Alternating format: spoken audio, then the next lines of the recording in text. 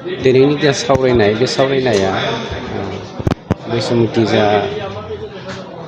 जोंनि मोनसे हा होनायनि सिस्टेम बा जों लेन्ड एलटमेन्ट होनाय लेन्ड सेटेलमेन्ट होनाय बेफोरखौ माबायदि खालामनांगौ बिनि सिस्टेम बेखौ बेल' सावरायनाय नङा। दिनैनि मेइन सावरायनाया जागोन दिनै बर'लेण्डआवहाय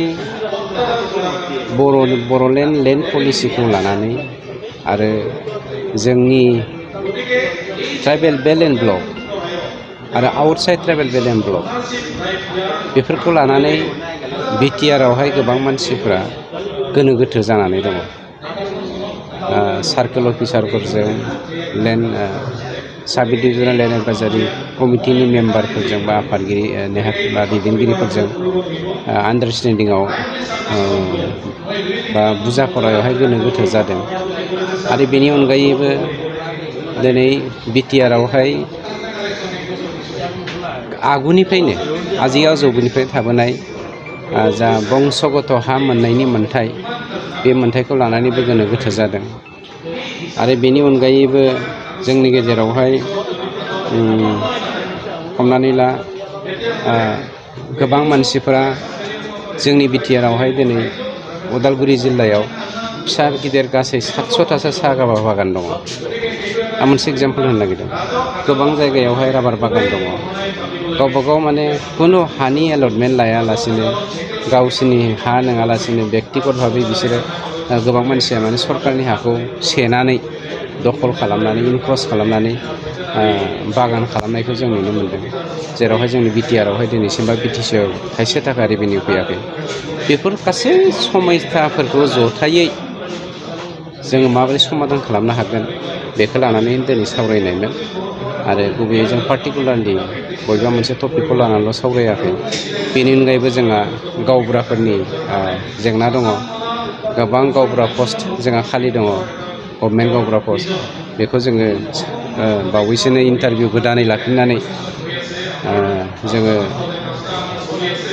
गोदान गावबुरा जों थिसननायनि हाबाफारि लानो नागिरदों। बेफोरखौ लानानैबो सावरायगोन। थारमाने हाखौ सोमोन्दो लाखिनानै जोंनि बिटिआरआव जा जेंनाफोर दङ सासपेक्ट खालामलायदों। ओइ बर'आ अना बर'नो होआनो, अना बर'आ बर'नि हाखौ सेदोंनो, बा सोरबाया हा दखल खालामदोंनो सरकारि हाखौ, बेफोरबायदि गोबां सासपेक्सनफोरखौ दिनैनि सावरायनायनि गेजेरजों जों माबोरै समाधान खालामनाय बिनि लामाखौ दिहुनगोन। जों दिनै नुनो मोनदों जे गोबां बर'फ्रानो बुंनो थाङोबा फरेस्ट एरियायाव रायजो जानानै दङ।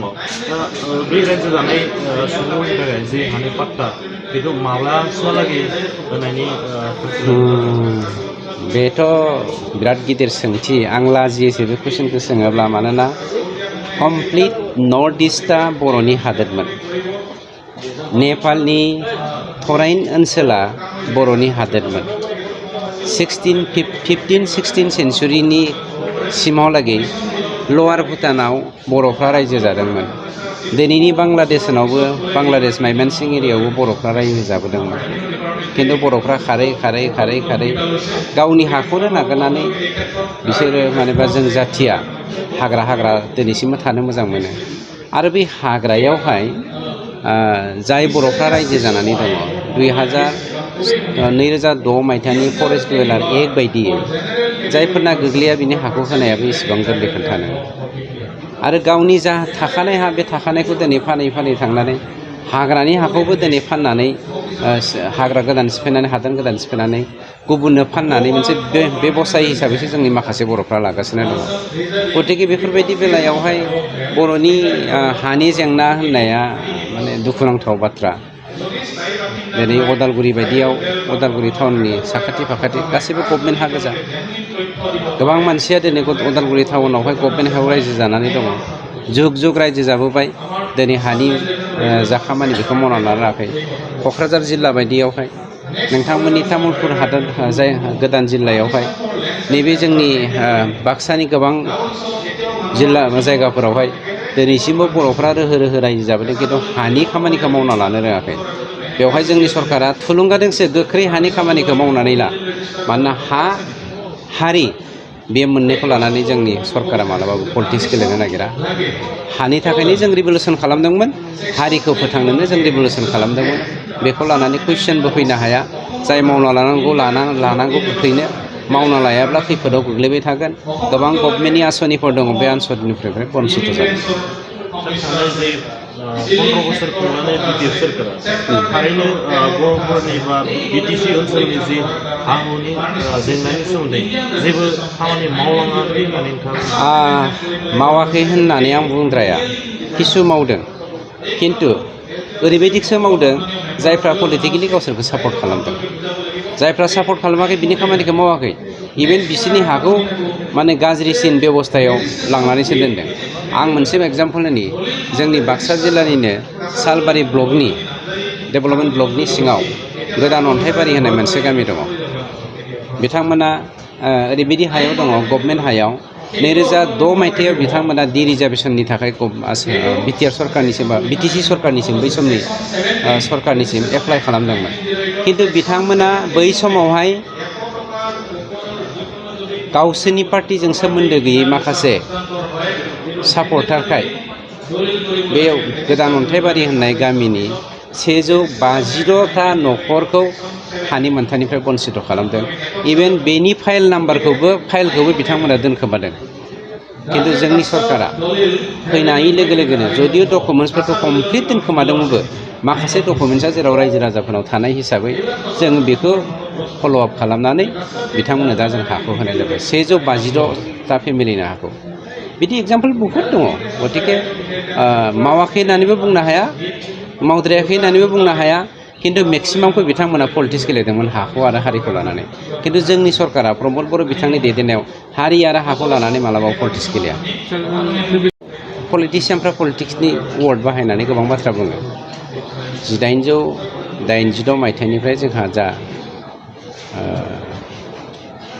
लेन्ड एक्टनि बायदियै ट्राइबेलफोरा हानि मोनथाय मोननांगौ दङ बेलेन ब्लक दङ 48टा बेलेन ब्लक बे बेलेन ब्लकनि सिङाव ट्राइबेलफोरनि मोनथाया माबायदि नन ट्राइबेलफोरनि मोनथाया माबायदि बेखौ दिनैसिमबो बयबो मुखास्थ' दंखायो बेवहाय सोरबाया बुंबानो जे बै समनि आयेन बानायनानै गालांनाय आयेनखौ सोरबा जोसिनो हागोन बे मालाबाबो जानो हाया गोदान आयेन बानायफिनबासो बेखौ जोसिनो हागोन गतिके बेखौ आं एक्सप्लेनेसन होनांगौ होननानै आं सानाखै सोरबाया माबा मोनसे बुंनो हागौ खिन्थु आयेनखौ रावबो बारसिनो हाया जों प्रेक्टिकेल जों बुंनानै लाब गैया बेवहाय जों पलिटिक्स खालामनो नागिराखै जों प्रेक्टिकेल हानि खामानिखौ आं मावगासिनो दङ सोरबा इन्टेलेक्सुवेला जुदि बुंनो लोगो हमनो लुबैदोंबा आंखौ लोगो हमफै माबायदि खामानि मावदों माबा खामानि मावाखै खिन्थु ओरैनो पलिटिक्सआवहाय बा बहाबा इउटिउबावहाय बहाबा मिडियानि चेनेलावहाय बुंलाबायनायखौ आं सापर्ट खालामा आरो बिथांमोनखौ आं अरिजिनेल इन्टेलेक्सुवेल होननानैबो बुङो जोंनि समनि नङा बियो आगोलनि समावनो गभर्नमेन्ट लेन्डआवहाय थानाय दखल खालामनाय मानसिफोरखौ कास्ट लेन्डआवहाय थानायफोरखौ खाजोना लानाय सिस्टेम दङमोन 2013 मायथाइनि सिगां 2013 मायथाइनि उननिफ्राय बेखौ फाइनसो लानाय जादों माने दखल खालामनायनि फाइन दखलदारि हिसाबै फाइनसो लानाय जादों आरो बे सिस्टेमा गोदोनिफ्रायनो जाबोबाय दङ बेफोर समस्याखौ समाधान खालामनानै दिनैनि सावरायमेल नोंथाङा सरकारि साख्रि नागिरदोंना नोंथांनि थाखाय मोनसे गोजोनथाव खौरां नोंथांनि थाखाय दं एडुकेट पइन्ट जेराव नोंथाङा सोलोंथाइ लानायनि गेजेरजों सरकारि साख्रिनि गुबुन गुबुन रोखोमनि गोब्राब आनजादफोरखौ उथ्रिसारनो हागोन आरो गावनि आथिङाव गसंथानो हागोन बे एडुकेट पइन्टआव नोंथांमोना SSC bank PO bank clerk bank SO UPSC एफएससि डिफेन्स रेलवे स्टेट इन्सुरेन्स एएअ एडिअ एसिस्टेन्टजों लोगोसे स्टेट लेभेल जब आरो माखासे सरकारि साख्रिनि आनजादाव गोनांथि जानाय आयदाफोराव सोलोंथाइ लानो हागोन मख'नो गोनांदि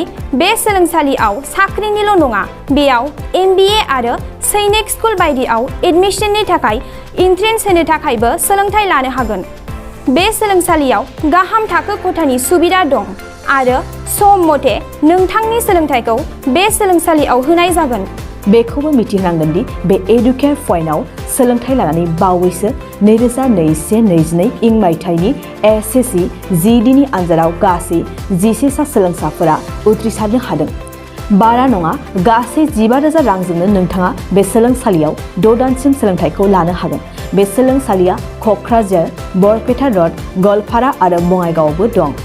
क'क्राझाराव सोलोंथाइ लानो गोसो गुदुं जानाय सुबुंफोरा 700262133 9101536360 70020262133 9101536360